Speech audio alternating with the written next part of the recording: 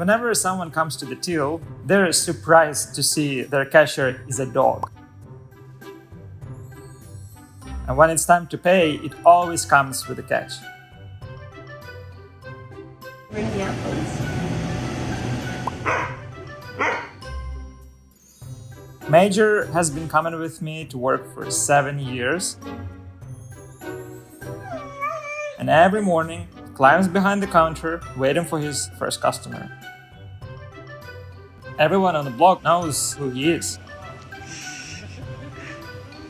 And if he ever feels like there is a threat, he'll bark to warn the neighborhood. But when we first moved to the city, it was very, very tough for Major. You wanna go pee, buddy? Come on. Come on, let's go pee. Come on, man. Our first day in the big, busy city, Major was a little timid.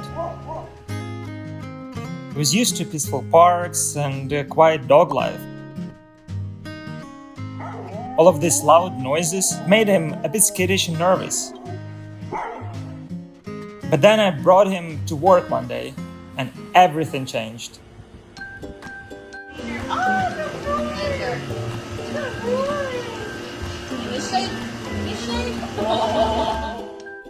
The first day in the store, we showed him behind the counter, and he just laid under my feet the whole day. But once he realized he'd getting attention from everyone,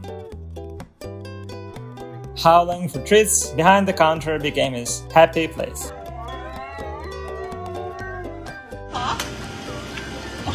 Oh, he said it himself. Major's favorite friends are definitely humans. The moment someone walks in, always pops up from behind the counter. And no matter what people buy, he always has to have a taste test.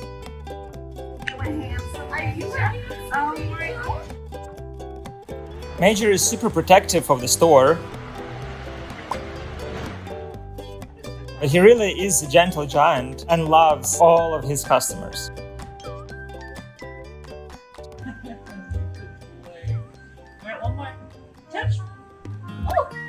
Running the store with Major has been a lifesaver for him. It helped him open up in a big city, it's given him tons of close friends. These 7 years have been the best of my life. And having Major not only as a best friend, but a work colleague is the greatest gift I've ever been given.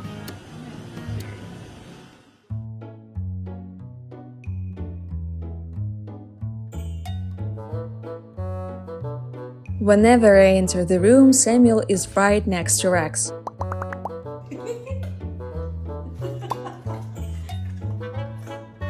He loves checking how clean Rex's teeth are.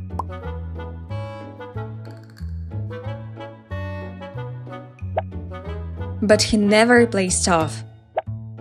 And Rex just lets it all happen. Never in my life I've seen a dog reacting like this. Sometimes I cry when I see them together. Samuel is Rex's world now. But to be honest, we never saw this friendship coming. We adopted Rex 6 years ago. He was the sweetest ball of fluff and we fell in love completely. We spent every spare minute with him and he was the baby of the house. So when we brought Samuel home, I was like, what if they don't work out? We put the carrier down and let Rex close to it. He just sat there not knowing what to do. But then he started sniffing Sam, and that's when all our doubts vanished. Rex was so thrilled to see his baby brother, it almost seemed that he'd waited ages for him. From that point on, their bond began to grow. At first, Rex didn't let Sam out of his sight. He would lay right next to Sam's bed and guard his dreams, so not even a fly could sneak through. And when Samuel started standing up, Rex became his shadow. He would follow his every step, and make sure no harm came near. They started crawling onto the couch and playing with toy blocks. And once Sam got used to his stew and learned to sit in his baby chair, they were never bored during mealtime. Rex is the most loving, caring, and genuine self around Samuel. And I'm so grateful that my son will grow up with such a wonderful friend by his side.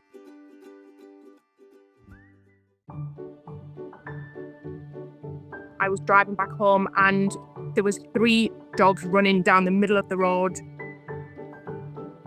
and I just couldn't drive past. I had to herd them off the road onto a side road. Luckily it worked. Okay, so I don't know if these dogs are going to be friendly with me. But luckily I always have a rescue pack in my car.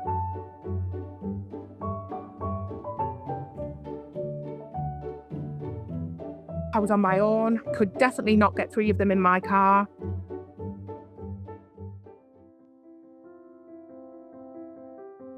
I actually couldn't believe they were just sat there with no leads on and didn't try and run off. Once I knew they were safe, the next questions came up. Where did they come from and do they have an owner? Look, he just wants some love. The first thing I also did was put them on Lost and Found. Everybody sharing the post. Not one person came forward. It was really painful to realise that they have no one but me really to fight for their lives. The shelter's a stressful, noisy place. I felt a bit uneasy leaving them there, so I got him into foster really quick. And they decided to adopt him.